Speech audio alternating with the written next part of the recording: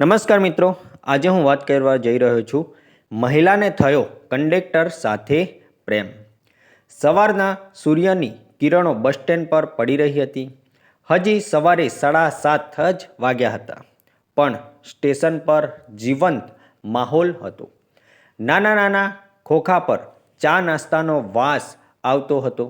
ટિકિટની લાઈન ઊભેલી હતી અને અવાજો, ચહલ-પહલ, બસના હોર્ન બધું જ એક જુદી દુનિયા રચતું હતું.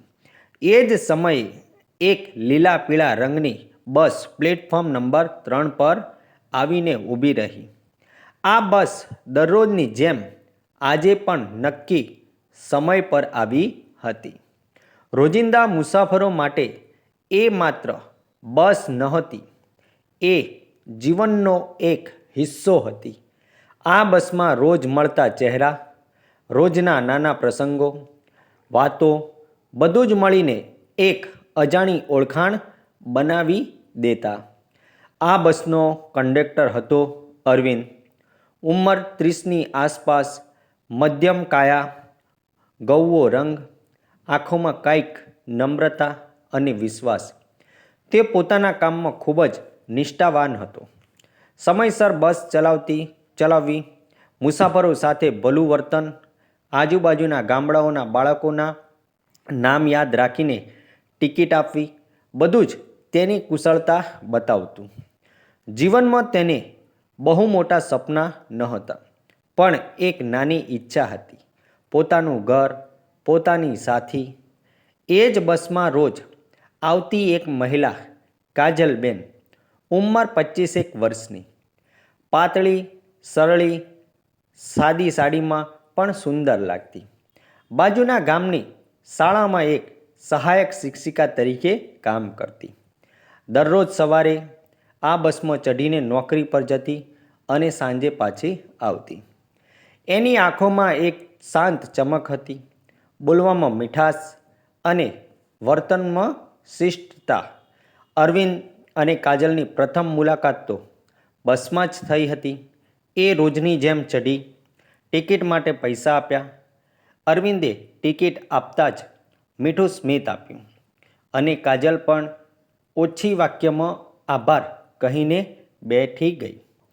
એ સમયે તો કંઈ નહોતું, પણ થોડા દિવસો પછી બંને વચ્ચે હળવો પરિચય વધવા લાગ્યો. દરરોજ ટિકિટ લેતી વખતે 2-4 શબ્દો બોલવા લાગ્યા.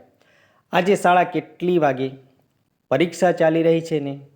હા, આજે બાળકોને પ્રોજેક્ટ બતાવવાનું છે. આવા નાના સંવાદો ધીમે ધીમે ઓળખાણમાં ફેરવાઈ ગયા. એક દિવસ એવો આવ્યો કે કાજલ પાસે ટિકિટના પૂરતા પૈસા નહોતા. એના ચહેરા પર ઝાંખી ઉદાસી દેખાઈ. એણે કહ્યું, આજે ભૂલથી ખિસ્સામાં ઓછા પૈસા રાખી દીધા.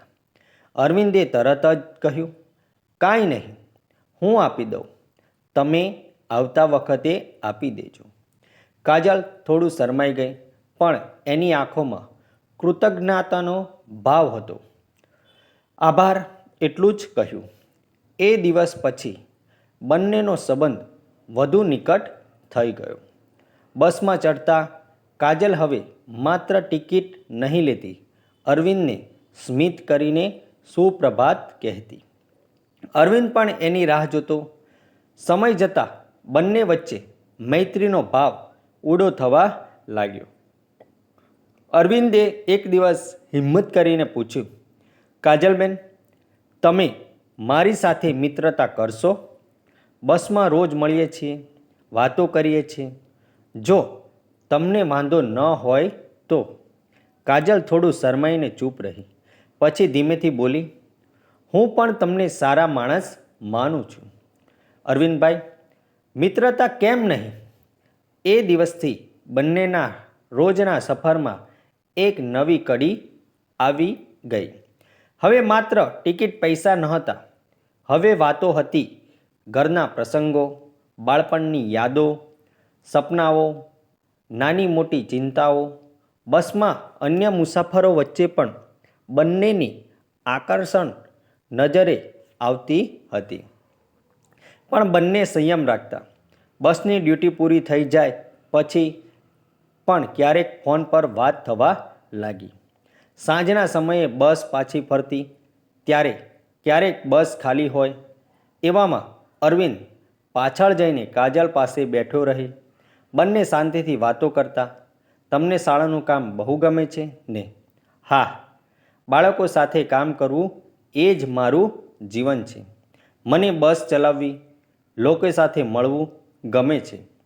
પણ ક્યારેક લાગે છે કે જીવનમાં પોતાનું કોઈ હોવું જોઈએ. કાજલ એ સાંભળીને હળવું સ્મિત કરતી. તમે સારા છો. અરવિંદભાઈ જરૂર તમારી સાથે કોઈ એક દિવસ હશે. ધીમે ધીમે બંનેના દિલમાં પ્રેમ ઉગ્યો. એ પ્રેમ સીધો સાદો હતો, દૈનિક જીવનમાંથી જન્મેલો, કોઈ દંભ વગરનો. એક સાંજ એવી આવી કે આખી બસ ખાલી હતી. માત્ર અરવિંદ અને કાજલ. બહાર વરસાદ ટપકતો હતો. બસનો એન્જિન બંધ. વિન્ડોઝ પર પાણીના ટીપાં. બસમાં એક અજબ શાંતિ. અરવિંદ હળવા અવાજમાં બોલ્યો, કાજલબેન, હું એક વાત કરું? હા, તમને જોઈને મને લાગે છે કે જીવનમાં જે ખાલીપો હતો એ પૂરો થઈ ગયો છે. હું તમને માત્ર મિત્ર તરીકે નહીં પણ સાથી તરીકે જોઉં છું. શું તમે મારી સાથે રહેશો? કાજલની આંખોમાં પાણી આવી ગયું. એણે ધીમેથી અરવિંદનો હાથ પકડી લીધો. હું પણ એ જ વિચારતી હતી, પણ કહું કેવી રીતે એ સમજાતું ન હતું. બસમાં એક ક્ષણે બધું જ અટકી ગયું લાગ્યું. બહાર વરસાદ, અંદર બે દિલોની ધડકન. કોઈ શબ્દો નહોતા, માત્ર લાગણીઓ. એ દિવસ પછી બંનેએ નક્કી કર્યું કે તેઓ પોતાના પરિવારોને જાણ કરશે. ધીમે ધીમે સંબંધને માન્યતા આપશે. કાજલના ઘરમાં થોડો વિરોધ થયો, પણ પછી અરવિંદના સદ્ભાવ, સરળતા જોઈને બધાએ સ્વીકારી લીધું. થોડા મહિનાઓ પછી બંનેનું લગ્ન થયું. હવે કાજલ એ જ બસમાં મુસાફરી કરતી હતી, પણ ટિકિટ લેવા માટે નહીં, ક્યારેક અરવિંદને ટિફિન આપવા માટે. બસ હજુ પણ રોજ 8 વાગે ગામ જતી રહી. મુસાફરો બદલાતા રહ્યા, પરંતુ અરવિંદ અને કાજલની વાર્તા મુસાફરો માટે પ્રેરણા બની ગઈ કે રોજિંદા જીવનમાં પણ સાચો પ્રેમ મળી શકે છે. મિત્રો, આ વાર્તા જે છે એ કાલ્પનિક છે અને આમાં આવતા પાત્રો પણ કાલ્પનિક છે. આવા જ નવા નવા વિડીયો જોવા માટે અમારી ચેનલ સાથે બન્યા રહેજો. વિડીયોને શેર કરી દેજો અને ચેનલને સબસ્ક્રાઈબ કરી દેજો.